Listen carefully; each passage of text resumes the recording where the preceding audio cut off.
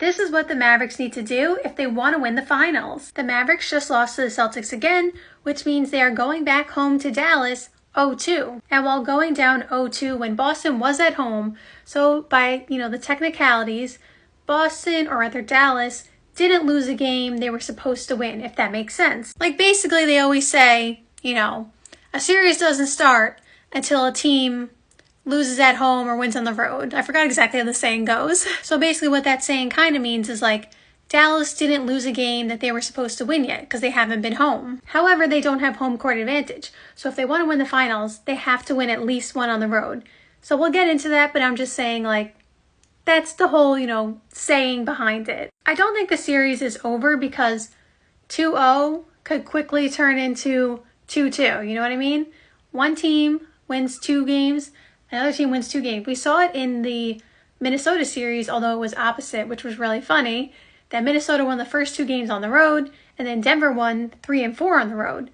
So, it's not over yet. This series can quickly take a big shift. And if it goes back 2-2 to Boston, we know that Game 5 is always, or typically, the pivotal game, depending on what the series spread was. If it's 3-0 at that point, it's a little different.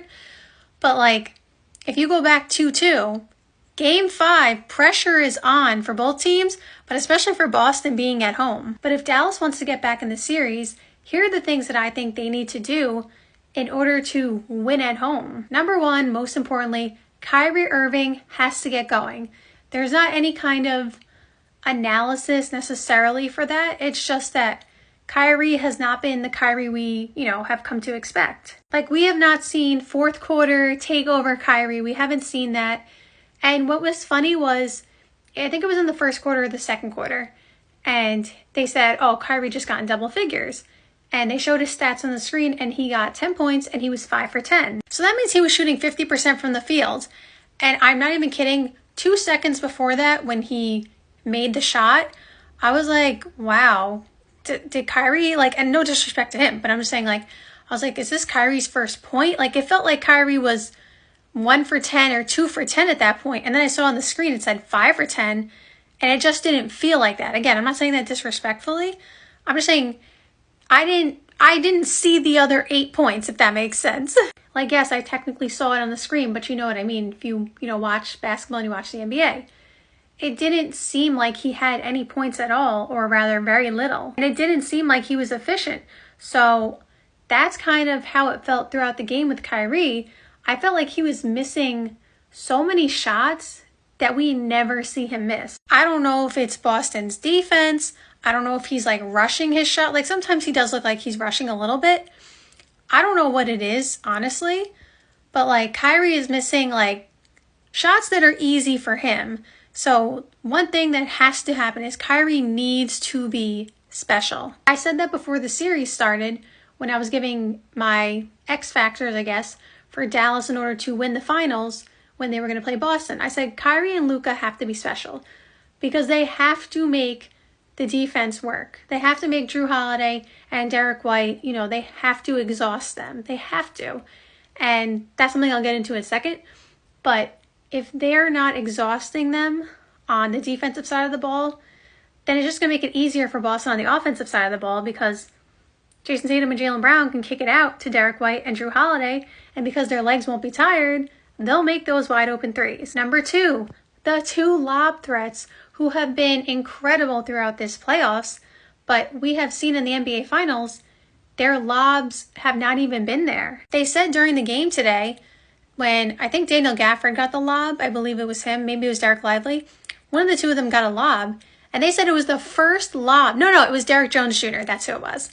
And they said that was the first lob in the entire series. I remember now because it was a pass to Derek Jones Jr., and I couldn't believe he caught that. I couldn't believe he dunked that in. It looked so far away, he has hops.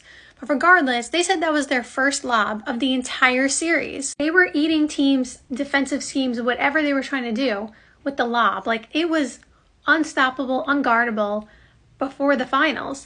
And the fact that they've only had 1 is really not good. Besides that fact, basically, has been taking Daniel Gafford and Derek Lively out of the game because they're not having their usual impact. from an offensive standpoint, it also makes it really like much harder on Luka and Kyrie, but especially Luka, because we know he's usually the one throwing these crazy lob passes. But if they're not getting lobs, whether it's because Boston's defense, and they have done a good job in the paint, making sure that the lobs get broken up and stuff like that, or there's no wide open lane to the basket and whatever for them. So Boston had made a conscious effort to make sure the lobs don't happen. But that also makes it tougher on Luka, because that's part of what opened up the floor for Luka, because the defense is like confused. Okay, if we leave Luka open, he's going to score. But if we try to double team him or something like that, he'll find the dunker, whoever it is, Daniel Gafford, Derek Lively, or Derek Jones Jr., and then they get wide open dunks.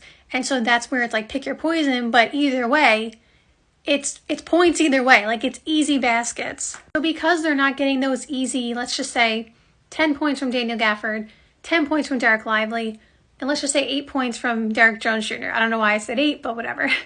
That's 28 points right there that are just easy points, like guaranteed dunks. They go in, maybe an and one, extra points, and that takes 28 points off of what Luka and Kyrie have to do offensively. Well, they're not getting those points. So now, on top of the fact that it's obviously a good defensive team in Boston, they have Jrue Holiday and Derek White on those, the two of them. They already have to work hard enough, and now they're not getting those additional help points. And I'm not saying that's, Daniel Gafford or Derek Lively's fault. It's not their fault. But I'm just saying, like, it just makes it tougher on Luka. So now Luka is working twice, 3 times as hard to get his shot. And we know he could score on anybody, but eventually, you need to get points from other people. And the last thing that I think they need to do is kind of a little bit contradictory to what I said in game 1, but hear me out. I absolutely do think they need to pass the ball more. Like, it can't just be Luka one-on-one dribbling the whole time. I'm not saying he's doing that every time, but I'm just saying, like, we saw in game 1 he only had 1 assist. Like, that's not going to work. It's going to make it too easy on the defense, because the rest of the players don't have to run around if it's just one-on-one, dribble, dribble, dribble, step back 3, whatever it is. So you don't want to do that. You want to get everybody involved. But at the same time, something that was kind of driving me nuts during the game, and I talk about this in many matchups and many times, like with different players. If you know you have a matchup that will just get easy points, for example, Al Horford, we know he has been a good defender in his, days in the league. He always tries his best. Porzingis has been very, very good on defense. But we know that Porzingis, and especially Al Horford, cannot guard Luka. If I'm doing one-on-one on that play, I don't care how many screens it takes. Like, I've talked about this before when I mentioned James Harden. James Harden, as annoying as some people thought it was when he would just dribble, dribble, dribble, step back 3, whatever, do you know how many times he would have Clint Capella set a screen, or PJ Tucker set a screen, or Eric Gordon set a screen, and they would just keep setting screens until he got the matchup he wanted. And while that may not have been pretty basketball to watch necessarily, he made sure he got a basket that was easy for him. And I feel like the Mavericks are not setting enough screens to get the switch. Like, yes, Jrue Holiday is going to fight over. Jaylen Brown's going to fight over. We know this. Just keep setting screens if you're going to run a one-on-one play until he gets Al Horford on him or Porzingis. And as you saw, when they did that and he had those two on him, he scored every time. And they were easier baskets for him, because they can't, even though Luka's not fast, I know that he's not the most fast player, but he's crafty and he just gets to his spots regardless. He's like slow fast. It's funny. But you have to get the switch. You cannot let Jrue Holiday and Jaylen Brown be primary defenders most of the game. That's also going to wear Luka out.